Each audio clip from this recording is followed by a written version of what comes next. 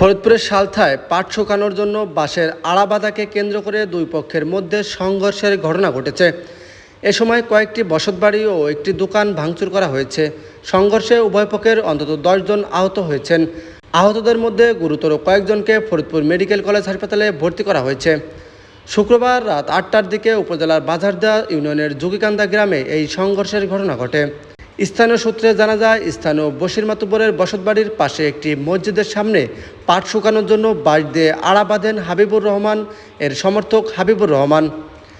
এতে মসজিদে নামাজ পড়তে আসা মুসল্লিদের চলাচলে সমস্যা সৃষ্টি হয়। পরে মুসল্লিরা বাঁশের ওই আড়া খুলে দেন। এই ঘটনাকে কেন্দ্র করে হাবিবুর রহমান হবি মেম্বারের সমর্থকরা বশির মাতুব্বরকে আড়া খুলে দেওয়ার জন্য দায়ী করেন। এক পর্যায়ে তারা বশির মাতুব্বরের বাড়িতে হামলার চেষ্টা করলে উভয় পক্ষের লোকজন জড়ো হন। পরে তাদের মধ্যে কথা কাটাকাটির এক পর্যায়ে সংঘর্ষ শুরু হয়। সংঘর্ষ চলাকালে উভয় পক্ষের লোকজনের মধ্যে ধাওয়া পাল্টা ধাওয়া হয়। এ সময় কয়েকটি বসতবাড়ি ও একটি দোকান ভাঙচুরের ঘটনা ঘটে। এতে উভয় পক্ষের অন্তত 10 জন আহত হন। আহতদের মধ্যে গুরুতর অবস্থায় কয়েকজনকে ফরিদপুর মেডিকেল কলেজ হাসপাতালে ভর্তি করা হয়েছে। অন্যান্যরা স্থানীয়ভাবে চিকিৎসা নিয়েছেন।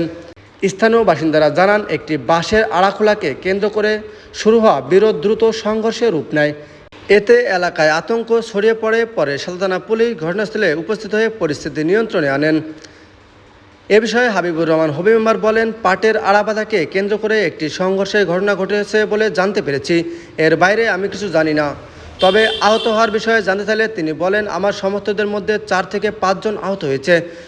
বশির মাতুব্বর বলেন, বাঁশের আড়া খোলার সঙ্গে সংশ্লিষ্ট না থাকলেও আমাকে দায়ী করে আমার বসতবাড়িতে হামলা চালিয়ে আমার বসতবাড়ির 2টি ঘর ও এক সীমানার টিনের বেড়া ভাঙচুর করা হয়েছে। এ সময় আমার স্ত্রীসহ কয়েকজন আহত হয়।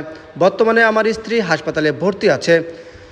সালতানার ভারপ্রাপ্ত কর্মকর্তা ওসি বাবলুর রহমান খান বলেন, সংঘর্ষের খবর পেয়ে আমি সহ পুলিশের একটি টিম দ্রুত ঘটনাস্থলে গিয়ে পরিস্থিতি নিয়ন্ত্রণে আনি। বর্তমানে ওই এলাকার পরিস্থিতি শান্ত রয়েছে।